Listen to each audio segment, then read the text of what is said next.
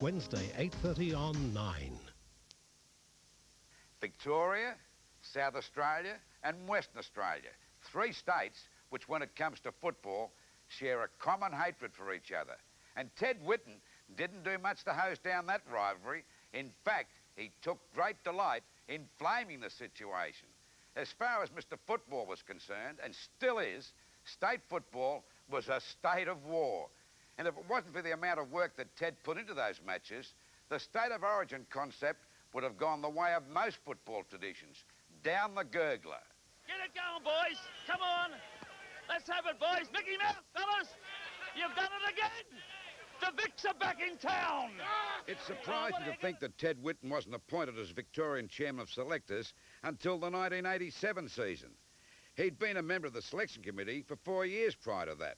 But once he was El Supremo of state football, Ted unleashed the passion that would become his trademark. Well, we're very serious. You should know better to ask me that, how serious we are, because we know that we've had trouble in the last few years defeating South Australia and Western Australia, and they have a very, very accomplished squad.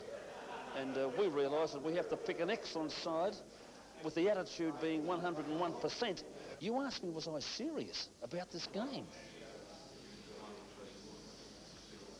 Right. EJ was a bundle of nerves in the weeks leading up to the matches, and the showmanship may well have been his way of easing the tension. If nothing else, it made for good television. How much pride is in this game? Oh, there's a tournament. You know what sort of pride is in it. I mean, the Victorian jumper against the South Australian jumper, Lou, and everybody wants to win. They've been hit hard with injuries too, you know. While Whitten's foe in Adelaide was former strongman Neil Knuckles Curley, over in the West, it was the mouth that roared, Mel Brown. Big Mel better watch out. Mel who? Mel Brown. Total acting, and because there was no life. I mean, we got a packed house in WA because of a lot of that acting, and we got a fairly disappointing crowd at the MCG when WA played their first State of Origin game on that ground. But basically it kept it alive, and Teddy's comments, and people say, do you hate Teddy Whitten? And Teddy Whitten, do you hate Mel Brown? And Neil Curley, do you hate Neil Curley? You know, it was a kind of a great rivalry, which all it did for me was make me admire Ted Whitten. When the Big V won, Ted certainly let the world know about it.